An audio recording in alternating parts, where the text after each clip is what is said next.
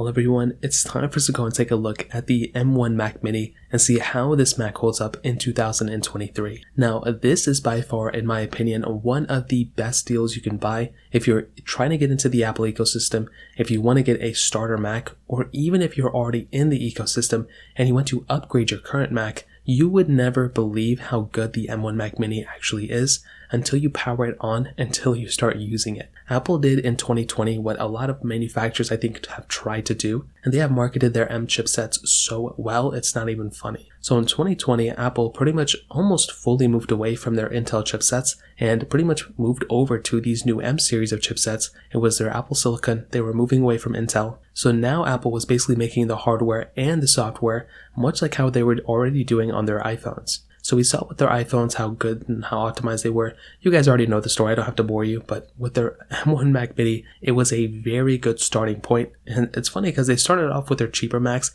then they eventually upgraded their, older, more expensive ones. But I think Apple did a great job with the M1 Mac Mini. It's still 100% completely worth buying. And if you want to pick it up, links will be down in the description. You can get that from there and you can help support the channel at the same time. Now starting off with the outside of the M1 Mac Mini, on the outside it looks very similar to all the other Mac Minis that pretty much came before it. Maybe not the Intel big one 2018 one that came out right before this one, but this was a very good, like I said, starting point for Apple. So on the top, you have your standard Apple logo as you normally would. You have a very sleek machine, so it doesn't really look that big. It's kind of small for what you're getting if you kind of think about it. And these things were pretty good if you wanted to go ahead and just slide it under your kind of like little desk compartment, or if you want to put it to the side. It's very small, so it doesn't really take up that much room. But then on the front, you have a little LED indicator. So it's kind of hard to tell, but if you kind of look closely, you are able to see that this, little LED light kind of blinks sometimes. And it is kind of a nice touch to have that light there, because if there wasn't a light there, you would never even know this Mac even was on. So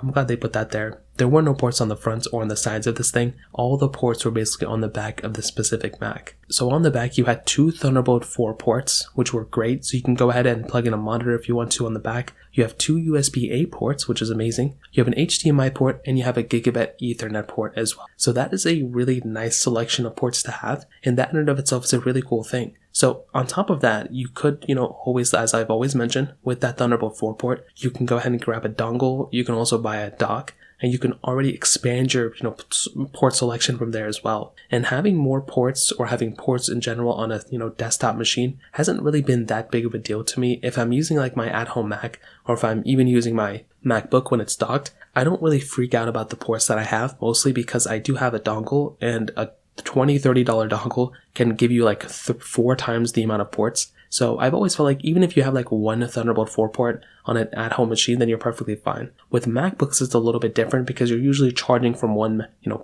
Thunderbolt port, and then you have to also figure out how to use it at the same time. That's what the problem with the 12-inch Retina MacBooks kind of had. But these ones with the Mac Mini, perfectly fine. I think the port selection is fine. I think everything going on from the outside for my specific use case is perfectly okay. Now, we have seen since this Mac's release a few successors to this thing. We've seen, I guess, the direct successor, which is the M2 Mac Mini. We saw the Mac Studio get released. We're seeing the Mac Pro rumors coming out stating it's going to be released soon. We've gotten new MacBooks and we've gotten new MacBook Airs. We've gotten the iMac technically. So pretty much the whole entire lineup has refreshed since this Mac's release. And even then, I still think this is a very good price for a specific Mac. And the reason for that is because it's so cheap. When it first came out, it was selling for like $500 or something like that. But even now, these things have gone down substantially in the used market. So you can buy this thing for $100, $200 cheaper than what it was when it first came out. But it's not like it's slower. It's not like it's a worse machine. It is still a very capable machine. It's just the Macs around it have gotten so much faster and so much better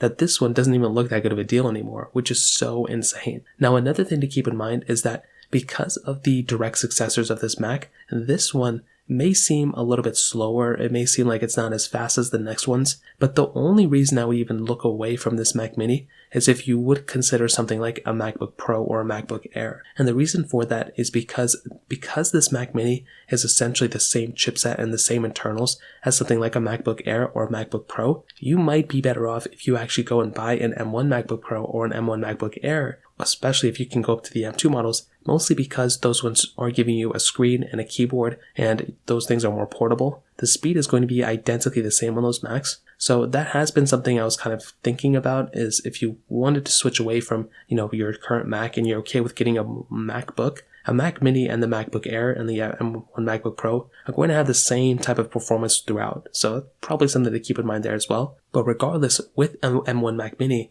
but another really cool thing with the M1 Mac Mini is that the power inside of it is almost unmatched for this price tag. So you are getting that 8-core CPU, you're getting 8-core GPU, and you can get up to 16 gigabytes of RAM on your specific Mac Mini. Now, I did actually end up buying the stock model, the base model, which was 8 gigabytes of RAM, and after using it for a while, that was a very fast machine. I was using the M1 MacBook Pro for a while, for about a year I still own it, and that one had 16 gigabytes of RAM, and that was also a very fast machine as well. Like I said, they're going to have the exact same chipsets inside, so there's not really going to be that big of a difference there. And with that M1 chipset, I was able to, run this YouTube channel where I was editing tons and tons of videos every single day. I was uploading them. Very rarely did I hear my actual fan turn on my specific Mac. And because the Mac Mini had the same chipset, it would give you exactly the same type of performance. So my Mac would never randomly kick on the fans like my Intel Macs would do all of the time. I had a 2015 MacBook Pro that, the fans were on every single day.